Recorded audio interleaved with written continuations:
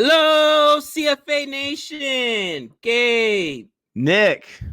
And we are here today. I just noticed since it's cut off, by the way, I pointed at me first, but when I pointed at you, you didn't even see it. So next time I gotta point at me and then point at you. I know, it's like such a small space. You gotta find it right there. But we are here today to check out a video.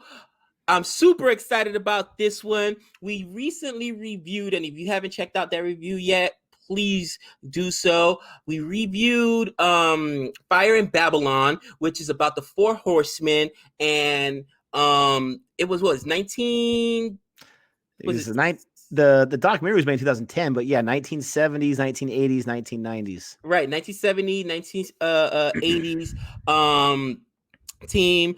And the West Indies, so Jamaica, Trinidad's in there, other little islands there. And man, these guys were absolute monsters. And then the beginning of the documentary, it shows how the team came, how that attitude for the team came about. You know, they went out and got absolutely abused by Australia. They got hit, you know, they got embarrassed. People were calling them Calypso because they would just go up and show up to basically perform, but they wouldn't win. You know what I mean? There was no substance to the team. And then they said, okay, we'll show you Calypso. And then they got them some fast bowlers and some pace bowlers. And, you know, that they dominated for years after that. They went a whole year without losing a game. These guys are absolute monsters, and this video is about one of the Four Horsemen, Michael Holding.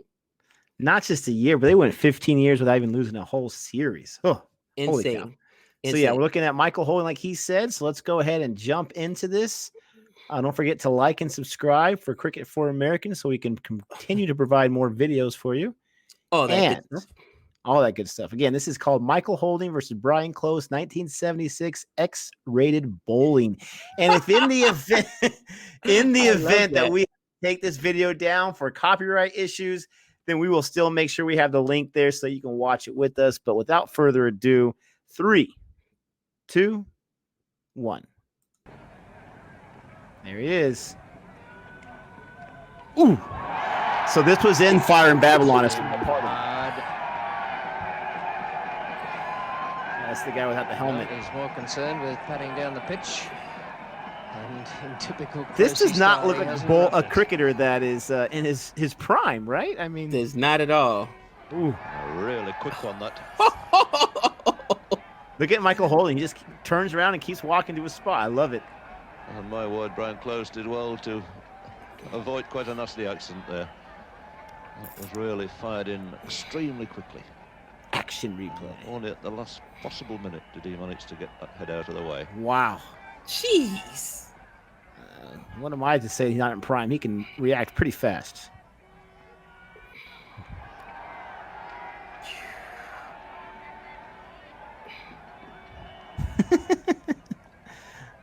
That's what, 3 balls already? Yes. Ooh.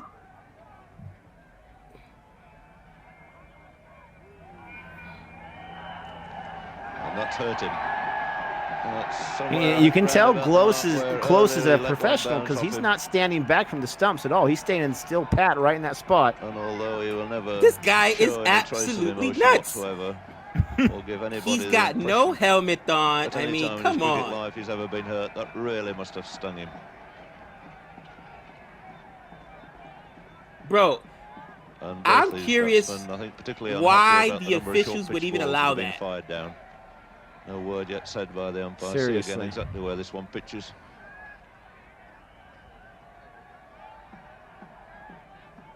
It's a difficult decision, in fact, for these umpires to make. It could have hit his bat, but I'm pretty sure it hit his side. That really wasn't a genuine bouncer.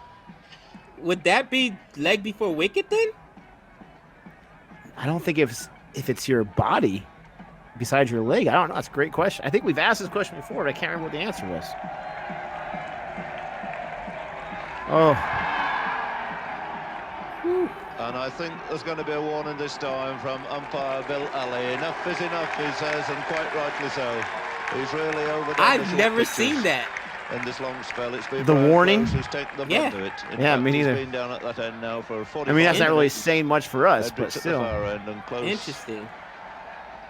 trying to take this pace attack, but extremely difficult. And they're looking and prodding the pitch to see exactly where that ball is pitched. And if that's any indication, it is about halfway down. Brian Close has got some guts. Let's give him that.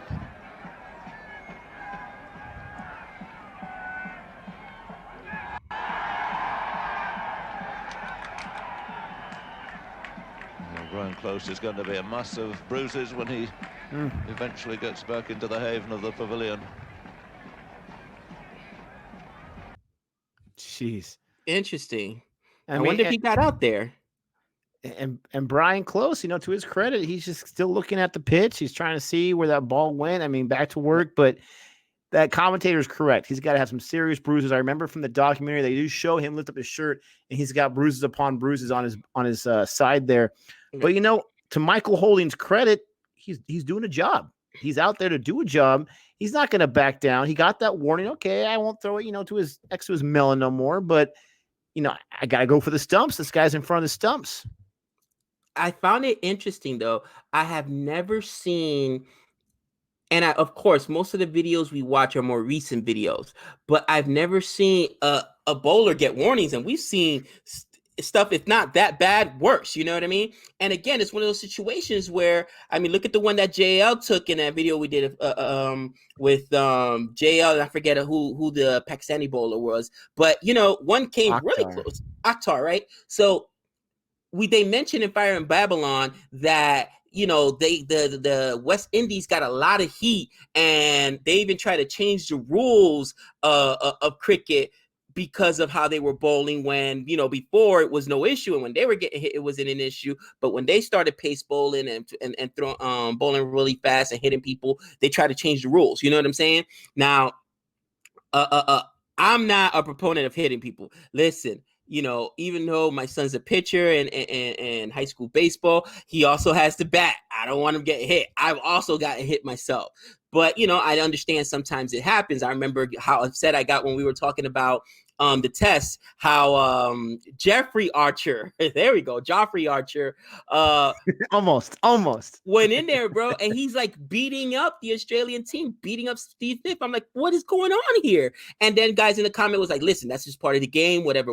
You know what I'm saying? And even Steve Smith, to his credit, didn't seem upset about it. So again, if it's part of the game, I was shocked to just see the referee right there give him that warning. And I think it plays to what they were talking about in the documentary, how there was a lot of racism and a lot of challenges the West Indies faced, you know what I mean, when they were going abroad. They were changing rules, the fans were very derogatory towards them, so they really went through a tough ordeal. And for anyone watching our videos, first of all, thank you. But from where me and Gabe are coming from with our baseball background is, yes, pitchers do throw sometimes at the batter's melons, but it is a huge no-no. Me and Jody did the baseball fights because we done the cricket fights, and there was a lot of comments in the comment section, like surprised, shocked, almost disgusted that those fights are allowed in baseball. And it kind of made me think like, yeah, I guess baseball is a little more ruthless than cricket in a lot of ways. But in this happenstance, this is where I got to another big difference. I got to say, as far as those bouncers, and I know someone has said the bouncers have been limited to 1 per over now in the modern game, but those bouncers to the heads, he got a warning, yes, after the third one or the fourth one, whatever it was. In baseball, if there was 1 to the head, you better believe there's going to be a warning out there. There might even be the benches unloading. It's not supposed to happen. It's a dangerous thing to happen. And baseball players, they have the batting helmets. They've had them for who knows how long now, decades. But our background watching baseball and Gabe playing baseball and coaching and everything is that you just don't go for the head. Right. Body is, fair game, this or that, as long as you're not doing it consistently, but not the head or not the very, very back. Those two places in baseball, if one of my guys gets hit like that, me and my teammates, we're running on the field and we're letting the pitcher know we're not having that right now. And, there's unwritten rules in baseball where, listen, if a guy does something that, if you bat flip or, you show up a pitcher or whatever, you break one of those unwritten rules, you're going to wear one. And people understand that. And normally it's in the pocket, which means you get hit in the backside. Maybe they're going to hit you in the ribs or whatnot, but normally it's always, like chest down, really letters down. Anything high, you're risking serious injury. And even teammates don't like it when you do it. I think about Vicente Padilla, who they used to call him the headhunter. His own teammates hated this guy because they knew there was going to be brawls all the time, because this guy would literally go out there and throw at guys' heads. You know what I mean? He'd point at guys' heads and like, oh, what are you doing, dude? And I remember Vicente Padilla thinking to myself, okay, this is where it gets too far because you're going to hurt somebody. And he did hurt a lot of people. And I remember there was a fight that broke out because he did that. And his teammate ended up breaking his hand in the fight or whatever. It was a good player. I can't remember who it was. But then the team ended up sending him to the minors. And I think that was the end of his career, to be, if I'm not mistaken. I think you're correct. He had a decent career. I want to say, I could be way wrong. I know he played for the Phillies. He played for the Dodgers, amongst other teams. I want to say maybe for the Phillies, his tendency to headhunt actually came to the team's advantage in a playoff postseason one year where they needed the offense to slow down. They brought him in here, and he definitely brushed back a few guys to, I want to say, the team. It might have even been the year the Phillies won the World Series. Don't quote me on that. But anyways, yes, I definitely remember him. I mean, definitely near the end of his career, baseball was really shifting to player protection a lot. And he was instantly, like overnight, turned into this villain. And yeah, he wouldn't last much longer. But, again, after watching Fire in Babylon, I feel like I and we better understand some more context of what's going on. Right.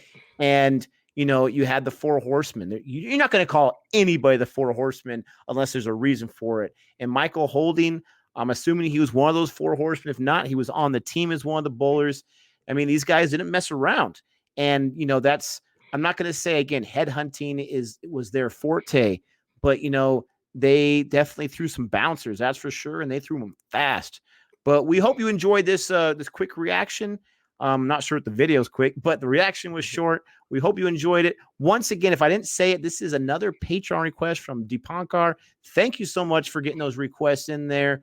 If you're a Patreon, send us your request, and eventually we'll get to it, especially now that we have our cricket channel. If you want to be a Patreon, go ahead and join by looking at the link below. You can join for $1. Throw us some of those requests that you have. But we hope you enjoy this. Thank you so much if you did. And until next time. That's 6 runs.